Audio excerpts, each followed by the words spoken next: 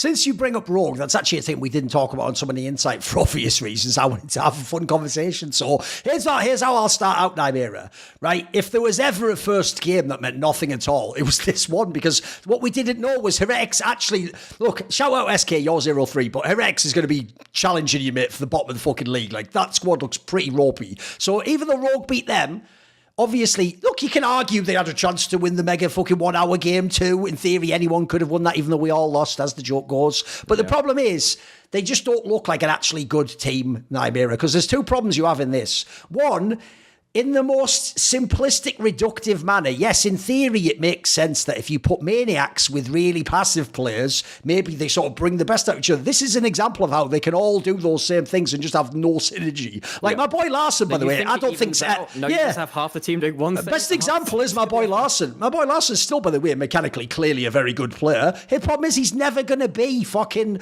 Jackies or Caps. He's obviously a more conservative laner. So the issue is, at the moment, mate, synergy doesn't even exist in this team. I want to know what your take is on it, because it's such a wild mix of players.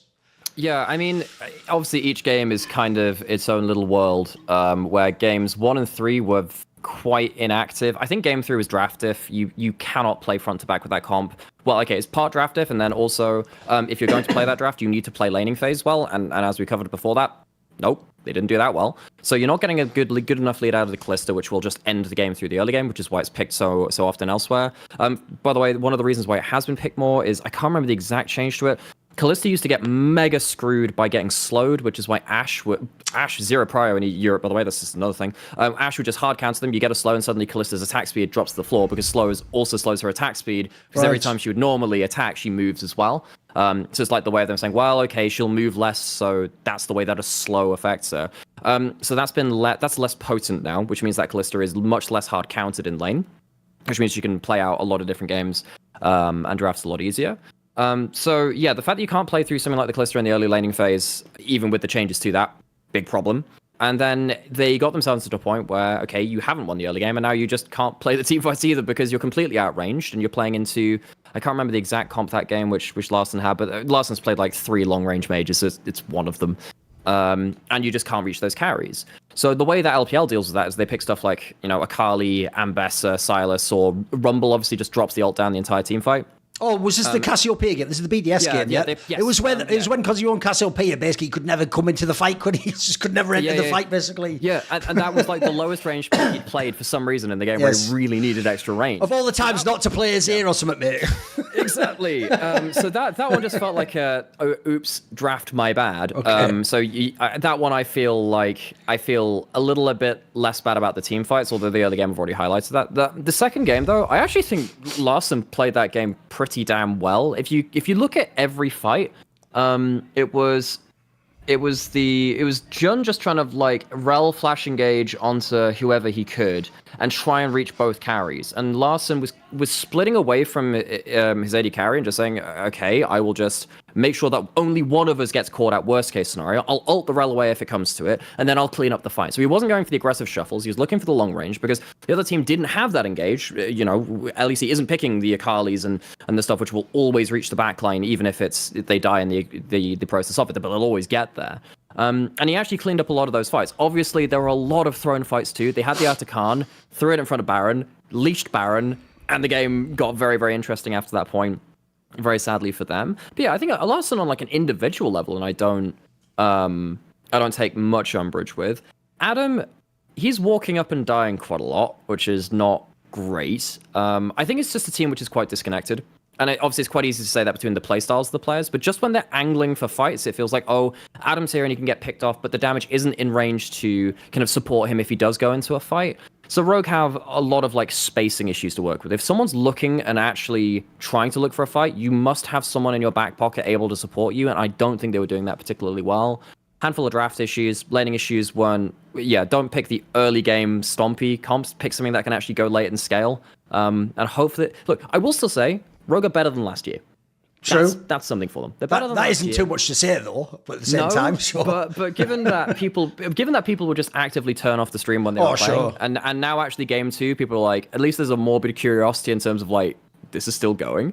That at least was fine. And I'm hoping that Malorang and Execute can kind of like lock into the early game a bit more, because I suppose like Malorang isn't inting in the early game anymore. It's just that he's less proactive in general. It's also in theory underrated that they are both Korean. Like, look, I doubt they're going to do it much, but they could in theory speak to each other in Korean and separately and get on the same page and all that jazz. Because I did always think Malorang was a player that looked like he just did whatever people tell him to do with the game. It doesn't look like he makes his own decision all the time. Yeah, the thing with Malorang when he was last in the LEC is that he had a set of laners who he knew if they get to team fights, they will outvalue most other solo laners within the LEC. Like, Larson will get on a mage, will get 2 items, cool. Team fights are sorted. And the same with, was that when they had Hans Sammer? No, that was when they had, what's his name, fucking... my he was brain. there. I'm tired. Yeah, look, this is the thing. Who's Comp? Comp, that's the one. It was dead now, sadly. Before that. Look, it's trying to think through many years of road games. But like Comp and Larson were just very happy to sit in lane. Odo as well, just very happy to sit in lane, hit 2 items, and suddenly they were very good at team fighting. So Malorang's job was just be as weird a smokescreen as possible, be a one-man army.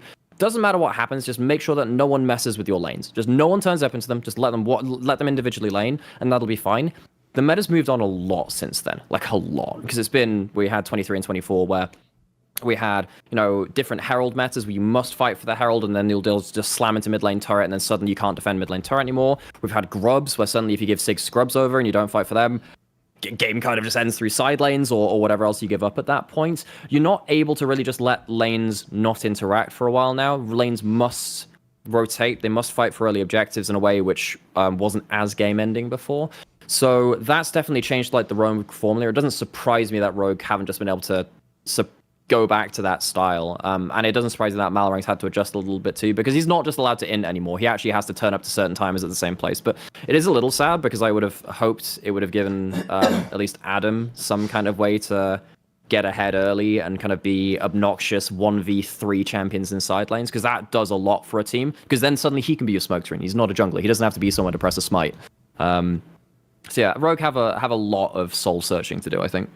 My main concern with that team, aside from the fact that they just look like a mess, is actually Adam. It's the obvious player to me because, first of all, I don't think people realise the best of Adam the entire time basically in the LEC, because I didn't think he was very good on that Fnatic. I think he was obviously the player they sort of like band-aided and just gave him very simple tasks. And if you remember, like, but that's the reason why everyone raved him up. We're poor. It wasn't like he was really like the best jungler in the world, guys. That had somehow made it work with like fucking rookie Adam just like in and half the game. So if you look at when he was at his best, it was when he had Striker from BDS as his coach, who I can tell you is one of the only... Here's all you need to know about Striker Nymeria. This guy's so gangster, he did say, get Reckless the fuck out of my team or I leave. And then he just left because they wouldn't do it. Like, let me know how many people... I know some all-time great coaches, mate, with LEC trophies who couldn't do that or tried and then they had to go, all right, I guess I'll play with him. So he's one of the only real disciplinarians. I mean, I even said, look, it ended up being not a great move, but he's also the only coach who would ever bench someone like that. Because if you don't... Bench Adam for that playoff split. And remember, that was when Adam was probably his best split ever. That was when the team actually really had a chance to win a split, and he benched him. Here's the problem. Freddy122 is not that guy. Freddy122 is the nerd guy who's like, here's the X's and O's, and guys, let's do our practice and get our reps in. Let's play the game. Here's some macro idea. He's not the guy who's going to like fucking take this guy to task. So first of all, I'm just worried about some sort of a flare-up if they indeed are a bottom half team. And then the other thing is the Malrang angle. It's like, bro,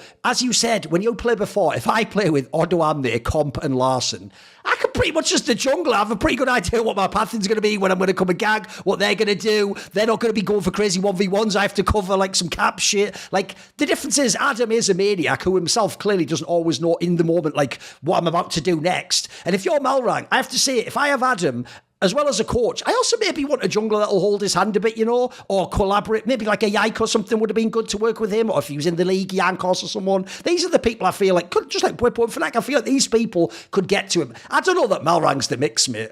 Especially because I'll give you the obvious angle. This could actually, because I do think one of Adam's few flaws is, in some of the macro concepts, he actually just never has got there. He's had years now, mate. He's just never going to get that concept that all the great top laners have of like, when it's like too much to play up in the lane, when you have to... Here's one thing he'll never do now, mate. He'll never just like give up a death to reset the lane or something. Like, he's the guy who always thinks you can win like it's solo queue, and my concern is Malrang is the only jungler that is like every solo queue player's dream. It's like, come top, okay sir, pathing there, I'll cancel this item and get the ruby crystal and come there. Like, if that happens too much, that better not be a real factor where you can just call him top lane. It's going to be a nightmare.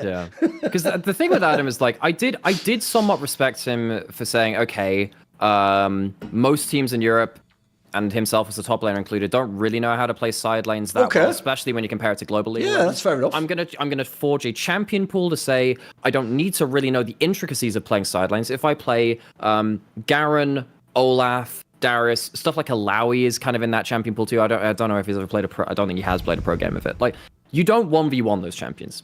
Like, if you play a 1v1, you lose that 1v1, the game actually becomes very, very difficult. They don't exactly have the best 5v5 value, but you never want to send like one person at them, so you have to send 2 or 3 people instead every time they're on a side lane. So even if you're not necessarily moving always at the right times, you're not necessarily having the best kind of management over side wave timing, stuff like that, you're always calling someone else to your lane. So it kind of creates kind of like an artificial side laning style where like you don't know the intricacies, but you're such a pressure valve that it can kind of work anyway. So I kind of respected that, but that also really hinged around him being very, very good at knowing his damage limitations and threatening a 1v1, so people must then respond to it. Because basically half of his time when he was playing those kind of champions, the gods champions or whatever, was him just walking down a lane, seeing 2 people and then backing off and then just doing that on repeat. And that was fine.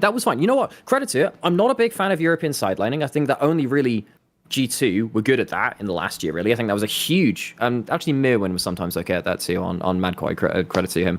But it's not been an EU specialty since 2018, 2019. Yeah, people like Perks and way back in the day. Yeah, Nuke all those guys. Yeah. Wonders Camille and stuff like that. EU side laning has not been great. So at least just kind of, I'm not going to say taking the L, but understanding the reality of the situation where you're not going to be balanced on the map like Bin is on BLG, where like he knows he can always get value out of a side lane and then he'll pay it back and blah, blah, blah. Knowing that he can just pick a different champion pool and say, well, okay, this will do for now and it'll be better than most other teams will attempt to as well. I appreciate that at least. But that does hinge on the fact that he needs to be playing well individually, and I don't think we already said that the Olaf wasn't great in the one game he played versus BDS. Sad for the revenge match for him. So if he turns up more individually in a laning phase sense and his 1v1s go better, then maybe that fixes some of the issues for kind of like objective setups and sideline macro for this team, but bit of a long shot. He needs to have a real recovery. See more cool, funny, interesting clips based on topics from my content? Well, subscribe to this channel then, or, be a pleb and don't.